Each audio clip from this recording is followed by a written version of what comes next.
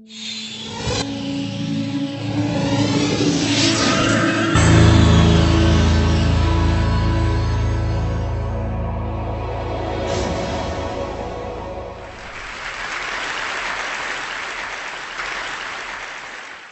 morning. How are you? It's been great, hasn't it? I've been blown away by the whole thing. In fact, I'm leaving.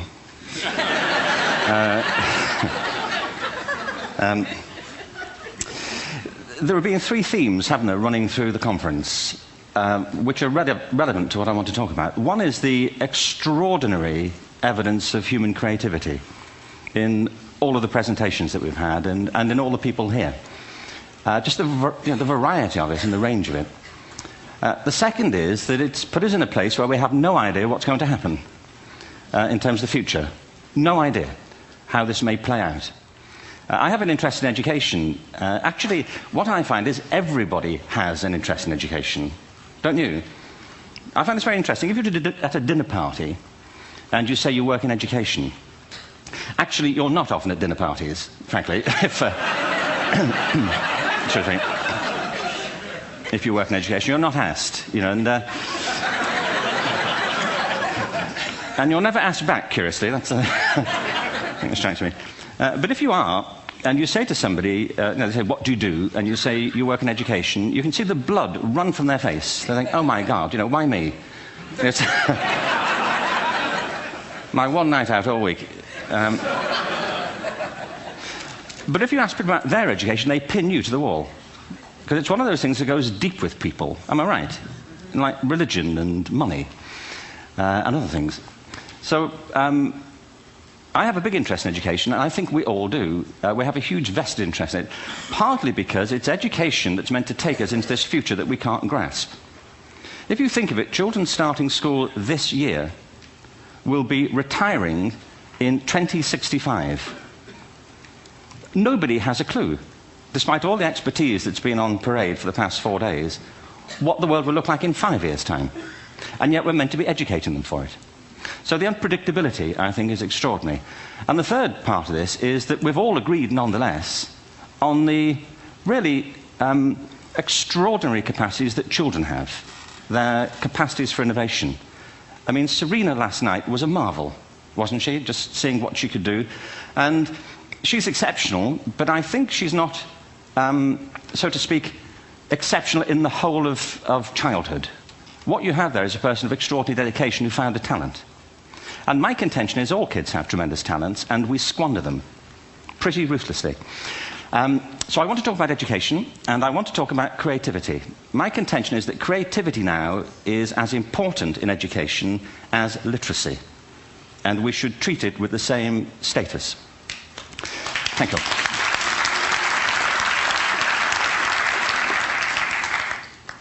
That was it, by the way. Thank you very much. So, 15 minutes left. Well, I was born... No, I had a great story recently, I love telling it, of a little girl who was in a drawing lesson. She was 6, and she was at the back drawing, and the teacher said this little girl hardly ever paid attention. And in this drawing lesson, she did. And the teacher was fascinated. She went over to her and she said, "What are you drawing?" And the girl said, "I'm drawing a picture of God." And the teacher said, "But nobody knows what God looks like." And the girl said, "They will in a minute."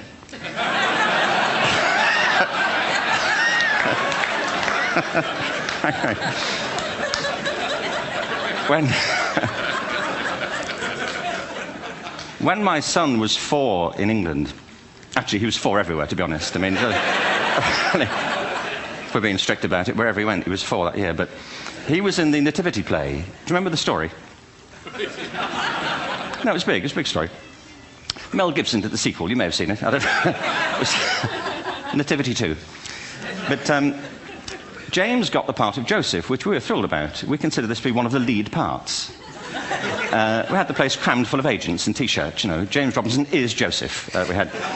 He didn't have to speak, but do you know the bit where the 3 kings come in? They come in bearing gifts, and they bring gold, frankincense, and myrrh. This really happened. We're sitting there, and they, I think, just went out of sequence. Because we talked to the little boy afterwards and said, are you okay with that? And they said, yeah, why was that wrong? They just switched, I think that was it. Anyway, the three boys came in, little 4-year-olds with tea towels on their heads, and they put these boxes down. The first boy said, "I bring you gold." And the second boy said, "I bring you mare." And the third boy said, "Frank sent this."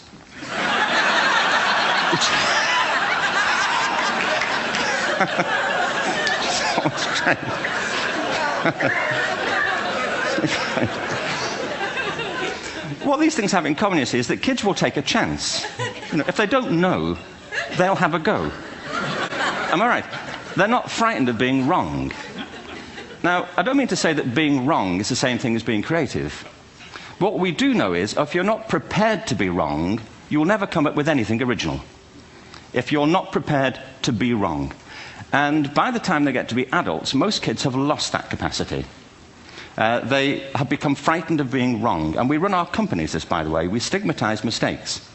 And we're now running national education systems where mistakes are the worst thing you can make. And the result is that we are educating people out of their creative capacities.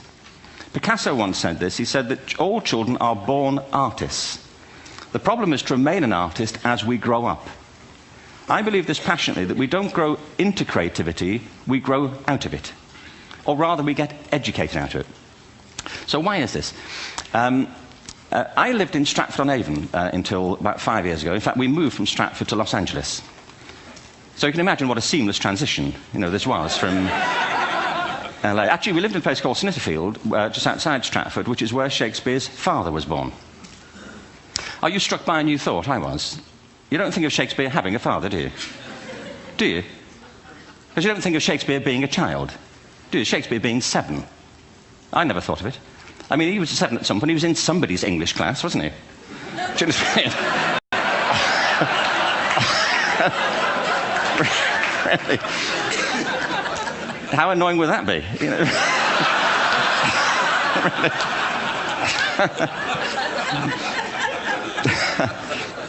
Must try harder. Being sent to bed by his dad to Shakespeare. Go to bed now, to William Shakespeare, and put the pencil down, and stop speaking like that. It's confusing everybody.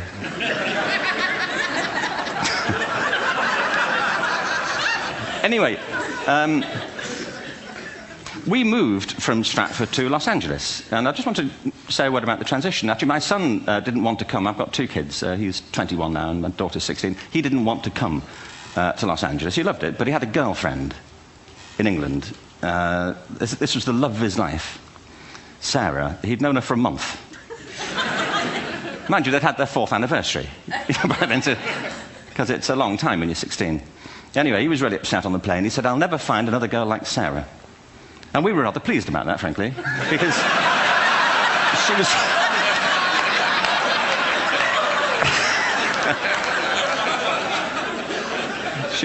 she was the main reason we were leaving the country.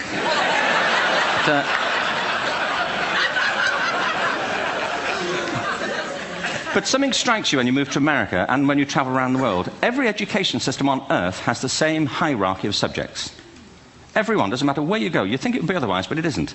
At the top are mathematics and languages, then the humanities, and at the bottom are the arts, everywhere on Earth. And in pretty much every system, too, there's a hierarchy within the arts. Art and music are normally given a higher status in schools than drama and dance. There isn't an education system on the planet that teaches dance every day to children the way we teach them mathematics. Why? Why not? I think this is rather important. I think maths is very important, but so is dance. Children dance all the time if they're allowed to. We all do. We all have bodies, don't we? Did I miss a meeting? I mean, I think... Truthfully, what happens is, as children grow up, we start to educate them progressively from the waist up. And then we focus on their heads, and slightly to one side. If you were to visit education as an alien and say, what's it for, public education, I think you'd have to conclude, if you look at the output, who really succeeds by this? Who does everything they should? Who gets all the brownie points? Who are the winners? I think you'd have to conclude the whole purpose of public education throughout the world is to produce university professors. Isn't it? They're the people who come out the top. And I used to be one. So there. But And I like university professors, but, you know, we shouldn't hold them up as the high watermark of all human achievement. They're just a form of life. You know, another form of life. But they're rather curious, and I say this out of affection for them. There's something curious about professors. In my experience, not all of them, but typically, they live in their heads. They live up there, and slightly to one side. They're disembodied, you know, in a kind of literal way. You know, they look upon their body as a form of transport for their heads. You know, it's... Don't they? It's a way of getting their head to meetings.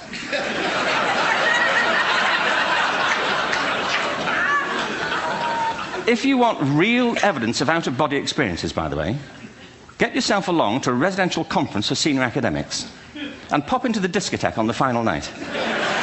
And there you will see it. Grown men and women writhing uncontrollably off the beat. Waiting to end so they can go home and write a paper about it. Now, our education system is predicated on the idea of academic ability. And there's a reason. The whole system was invented around the world. There were no public systems of education really before the 19th century. They all came into being to meet the needs of industrialism. So the hierarchy is rooted on two ideas. Number one, that the most useful subjects for work are at the top. So you were probably steered benignly away from things at school when you were a kid, things you liked, on the grounds you would never get a job doing that. Is that right? Don't do music, you're not going to be a musician. Don't do art, you won't be an artist. Benign advice. Now, profoundly mistaken. The whole world is engulfed in a revolution. And the second is academic ability, which has really come to dominate our view of intelligence because the universities designed the system in their image. If you think of it, the whole system of public education around the world is a protracted process of university entrance. And the consequence is that many highly talented, brilliant, creative people think they're not, because the thing they were good at school wasn't valued or was actually stigmatized. And I think we can't afford to go on that way. In the next 30 years, according to UNESCO, more people worldwide will be graduating through education than since the beginning of history. More people. And it's the combination of all the things we've talked about, technology and its transformational effect on work, and demography and the huge explosion in population. Suddenly, degrees aren't worth anything. Isn't that true? When I was a student, if you had a degree, you had a job. If you didn't have a job, it's because you didn't want one. And I didn't want one, frankly. So, but now, kids with degrees are often heading home to carry on playing video games. Because you need an MA, where the previous job required a BA, and now you need a PhD for the other. It's a process of academic inflation, and it indicates the whole structure of education is shifting beneath our feet. We need to radically rethink our view of intelligence. We know three things about intelligence. One, it's diverse. We think about the world in all the ways that we experience it. We think visually, we think in sound, we think kinesthetically, we think in abstract terms, we think in movement. Secondly, intelligence is dynamic. If you look at the interactions of a human brain, as we heard yesterday from a number of presentations, intelligence is wonderfully interactive. The brain isn't divided into compartments. In fact, creativity, which I define as the process of having original ideas that have value, more often than not, comes about through the interaction of different disciplinary ways of seeing things. The brain is intentionally... By the way, there's a shaft of nerves that joins the two halves of the brain called the corpus callosum. It's thicker in women. Following on from Helen yesterday, I think this is probably why women are better at multitasking. Because you are. Aren't you? There's a raft of research, but I know it from my personal life. If my wife is cooking a meal at home, which is not often, thankfully, but, you know, if she's doing... No, she's good at some things. But if she's cooking, you know, she's dealing with people on the phone, she's talking to the kids, she's painting the ceiling, you know, she's doing open heart surgery over here. If I'm cooking, the door is shut, the kids are out, the phone's on the hook. If she comes in, I get annoyed. I say, Terry, please, I'm trying to fry an egg in here. You know, really.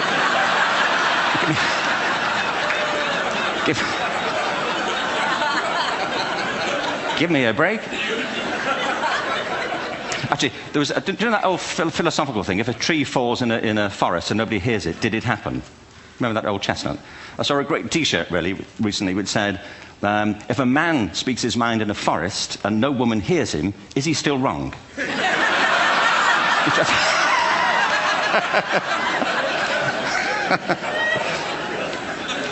And the third thing about intelligence is it's distinct. I'm doing a new book at the moment called Epiphany, which is based on a series of interviews with people about how they discovered their talent.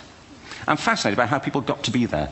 It's really prompted by a conversation I had with a wonderful woman who most people have never heard of. She's called Gillian Lynne'in. Have you heard of her?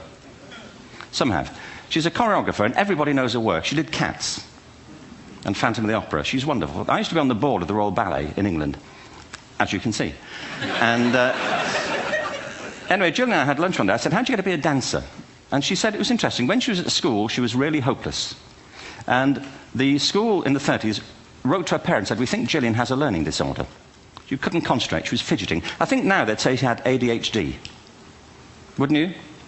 But this was the 1930s, and ADHD hadn't been invented, at this point. So it wasn't an available condition. People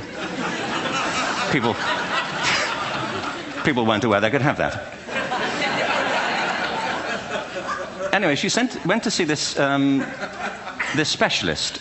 So this oak-panelled room, and she was there with her mother, and she was led and sat on this chair at the end, and she sat on her hands for 20 minutes while this man talked to her mother about all the problems Gillian was having at school.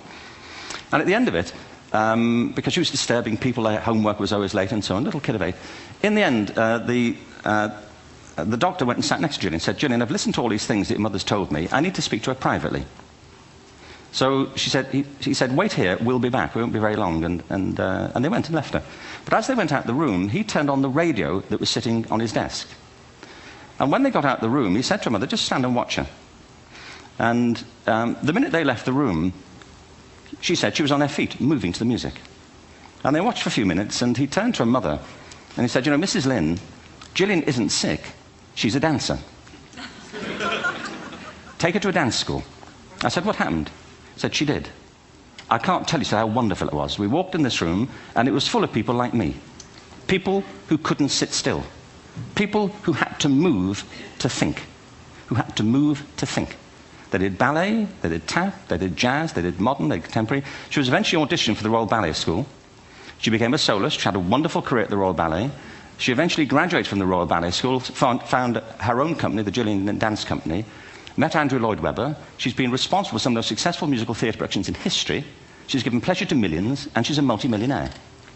Somebody else might have put her on medication and told her to calm down. Now, I think...